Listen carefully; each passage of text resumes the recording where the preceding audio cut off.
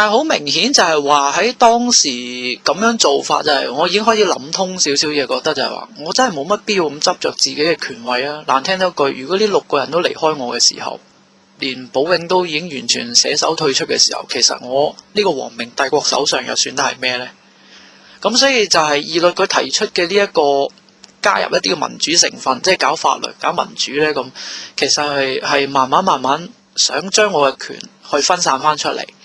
咁所以義律呢個大司憲佢嘅權力喺當時嚟講係非常之高嘅。咁其實係同阿寶永係有得揮嘅直頭。但係點解會咁俾咁大嘅權佢呢？就係因為佢都識得就係話，佢明白到就係話，如果邢熙唔肯放手，佢唔肯放權，其實呢個虛國呢個論壇其實就冇乜意思嘅，做唔落去。咁於是乎就安插佢喺度，就係用嚟警惕我嘅啫。你話喺外人眼中覺得佢哋係冇乜點做嘢嘅，因為論壇事務真係係已經俾人劈馬二邊嘅啦。杜泰係癲嘅，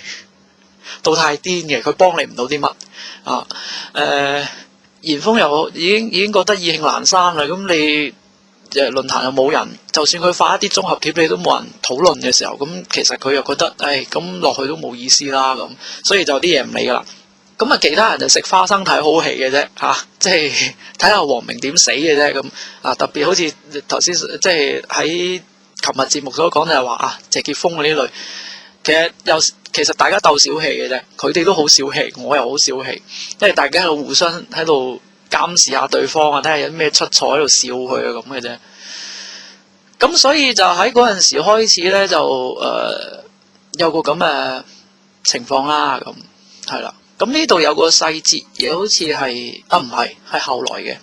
去到呢個第一屆國政院，即係第一屆國會啦。咁關興就成為咗議長。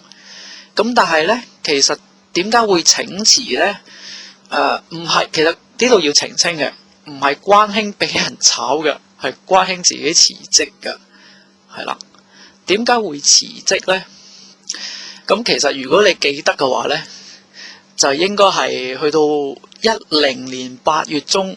皇明電台嘅直播或者之前啦，其實已經鋪排一啲問題㗎啦，就係關興嘅鋪天蓋地嘅對於大清嘅嘢嘅宣傳啊，喺皇明度出現呢，其實我係好反感。比利仔係存疑，但係並冇話因為咁樣就有任何嘅所謂嘅反感嘅，係我反感啫嚇。當時嘅我好小氣，我覺得好唔抵得呢樣嘢。其實我係眼紅嘅應該話，因為佢嗰套咧嘅概念，其實大清嗰套概念咧，特別大治年間嗰套概念其實係好好嘅。按道理應該係，如果對皇明咁樣應用法咧，係會有好大嘅躍進。但係我唔抵得嘅就係話，點解我皇明就冇呢種人可以幫忙咧？咁但係偏偏關興出現嘅時候，佢又咁活躍地咁宣傳大清嘅嘢，我就好唔中意。所以其實喺當時啲週報啊，甚至乎係我自己有陣時一啲嘅言論啊，我都會覺得我係無視，都係暗示係唔喜歡關興咁做嘅。咁去到8月21號嗰日，其實係今日好心情嘅直播，我唔記得關興同仲記唔記得呢一集嘅直播，我講過一句說話噶，唔知話如果要特登走嚟，唔知話有啲咩用意真係揾食嘅話，就過主啦咁，係啦，即係有即係外面啲人真係揾食嘅話就過主啦咁，咁就係因為呢啲嘅說話咧，就引起咗好大嘅風波啦。第一樣嘢就係話仲嚟同關興就好唔高興啦，即係都唔知發生咩事，點解會咁啫咁咁二嚟就係話覺得你咁樣講法，即係我阻住你揾，即係我阻住你啦即係你又咁小氣啦，咁講兩句唔抵得啦，咁面皮咁薄咁於是乎嗰次之後咧，其實就嚴隙開始啦。咁但係喺同一時間咧，索亞圖揾咗我，咁就喺背後咧，其實就傾緊一啲關於建交嘅嘢。咁索亞圖就想話再提即係重新提，就係話同皇明建交啦咁我當時我覆佢就係我樂見其成嘅咁。不過就有一個人就一直阻住咗嘅，就抽後腿，嗰個係林有德。林有德嘅抽後腿咧，就一直咁想阻止呢一件事發生，但係因為件事已經去到你冇辦法控制底下咧，於是乎我就喺9月1號好似係，咁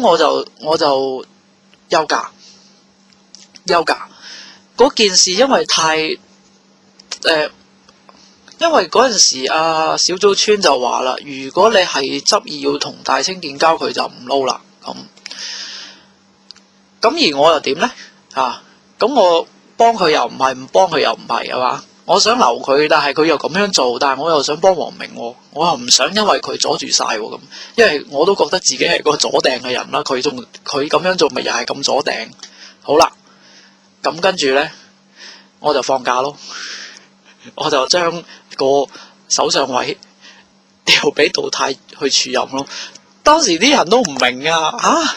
點解個癲佬嚟署任噶？黐線嘅咩咁？即係明明小祖村咪副相咯，佢可以去幫我去處理呢啲事情啊？點解會休假之後仲要係特登指明揾呢條茂利？啲人就唔明啦。其實因為呢個背後呢，就係我同林有德之間嘅問題，講咗好耐。嗰次係講數講咗好耐，其實佢說服唔到我亦都說服唔到佢。咁結果呢，我就跟住我同嚴峰講，我放假，我請假，我就唔管啦，交俾杜太管。好啦，咁於是乎就促成咗建交件事。咁但係呢一次嘅建交呢，亦都係並唔係一件好事，因為呢次建交之後呢，你就知道就係國政院出咗問題嘅。首先就係話關興同埋仲尼就請辭啦，因為呢個直播風波影響嘅。另外就係謝傑鋒嗰紮咧，潛記呢紮咧又請辭啦，就係因為即係大清建交咧，就係關於白少嗰黨人就唔高興，咁於是乎就發生咗件總辭嘅事件。其實當時已經係令到成個皇明係好混亂噶，成個寶永朝基本上已經係亂到七彩噶，因為林有德又咁樣搞法，林有德冇幾耐就即係喺建交嗰日冇幾耐，亦都辭咗職。好啦，即係話變相我係已經變咗個冇爪棚棋，已經係都唔知可以風向邊擺。15號我仲好記得，9月15號嗰晚係杜爺提我定邊個提我啊？我唔記得，總之就係有人打電話同我講，佢就話：喂，寶永發咗封退位意向書，咁即係發表咗個言論就退位咁我就已經咁跟住我打俾佢嗰陣時，好似都好成11點啦，咁打俾嚴峰佢，咁講咗兩句之後，我就得噶啦，我明噶啦，咁跟住就收咗線啦。好啦，咁既然係咁，就已經亂到七彩啦，啲嘢已經咁樣啦，點呢？既然佢咁樣，我都冇辦法，無能為力啦，咁算啦。既然有咁嘅決定，咁咪去傾下之後點咯。所以第一個皇位事務委員會就係咁樣產生。喺嗰陣時，所有舊臣啦，叫做話，即係真係皇明嘅舊臣。其實喺寶永提出呢個請辭嘅時候，即係退位嘅時候，即係大家已經係咁點啊？第一個個都係咁用同一個態度咁問我，李盈熙點啊？依家咁你可以聽得出就係話呢一句說話，其實就係令成個寶永朝崩潰嘅主因就喺我身上。原因係話呢班人根本唔知道首相你喺度搞咩，因為成個內閣基本上除咗有段時間係俾嗰兩個孖寶喺度鉗制住，令到佢哋都唔知你發生緊咩事之外，另一方面就係話原來即係做復興運動以嚟差唔多1年啊，嗰陣時6大臣剩翻好似4個，係咯，剩翻4個喺度，4個人都喺度問點算嘅時候，我就突然間叮一聲嘅話，喂，原來你做咗咁耐嘢，佢哋根本都唔明你喺度做乜。而另一方面就係佢哋都眼望住你就係你好自私嘅李盈熙，因為有好多嘢有問題啦，你唔出聲，竟然唔出聲，就將所有嘢就啃晒。有啲人就會甚至乎某程度上好憎惡我添，即係覺得你點可以咁做㗎？即係點解一直以嚟出咗咁多嘅問題，你作為首相，你唔講俾我哋聽，好似有種被出賣嘅感覺。你覺得好似王明咪真係李盈熙嘅咯，咁其他人死嘅，不可一世嘅條友跟住佢冇運行咁，即係覺得好乞人憎啊呢種感覺。咁但係大家都唔知點嘅時候，去向未明，跟住我唔記得係瑞爺同我講定係比利仔同我講啦，佢就話不如咁啦，你翻頭嫁啦咁咪復位咯，復位跟住就好似係瑞爺做首相先係。當時我同佢哋講，我話要我復位都得，但係我一定要阿瑞爺做咗呢一屆嘅首相先咁所以就瑞爺就暫時頂住個場面先啦。咁主因就係話當時即係仲有大清勢力喺度噶嘛，咁我又唔想話，因為我嗰陣時仲係好小氣啊嘛，覺得即係大清班人淨係幫大清嘅啫，咁啊真都唔係真心幫我哋噶啦。咁我就驚話，如果任用佢哋，特別係民政黨，我係唔信民政黨噶。最初嗰陣時都未組成啊，好似咁阿杜爺係咯，我係唔信嘅，我唔信佢嘅，嗰陣時唔信佢。咁為咗即係唔想俾呢股勢力去影響到，於是乎我就係一定要瑞爺，因為都知道人多嘛即係大清嗰邊人多，咁隨時佢哋組織過一個民政黨嘅話，其實後來好唔知係後來定係先前已經組織咗，我有啲混亂嘅呢部分。但係我好記得就係總之就係佢哋人多，喺國政院嗰個人都好多，所以17號我就將佢解散咗嘅。因為總辭咗啦嘛，但係個問題就仍然喺度噶嘛，有啲人，咁我又唔想佢哋可以死灰復燃喎，咁不如就俾阿瑞爺去頂啦咁當然事後話俾你聽，呢樣嘢根本冇可能啦，因為最終都係我記得好似係11年到啦，咁就係最終都係民政黨就執政啦咁，雖然係間選，咁但係都係因為人多嘛，咁佢個組織人多啦，咁咪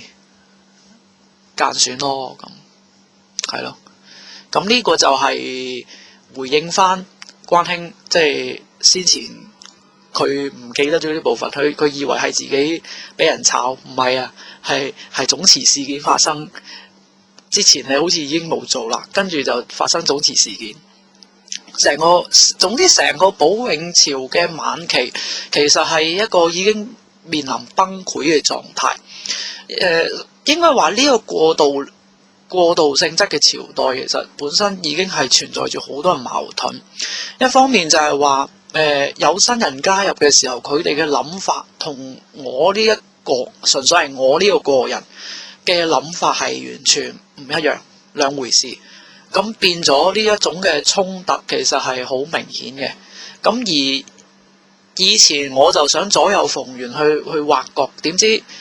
喺呢個時期挖翻嚟嘅呢啲人，就對於呢個華盟圈嚟講係一堆垃圾。咁好聽就叫做遊俠啦，唔好聽咪垃圾咯，即係一啲俾人因為佢哋搞事俾人踢出嚟嘅人。所以老實講，喺保永時期嘅呢個點樣呢個組織啦，呢個組合啦係好差嘅。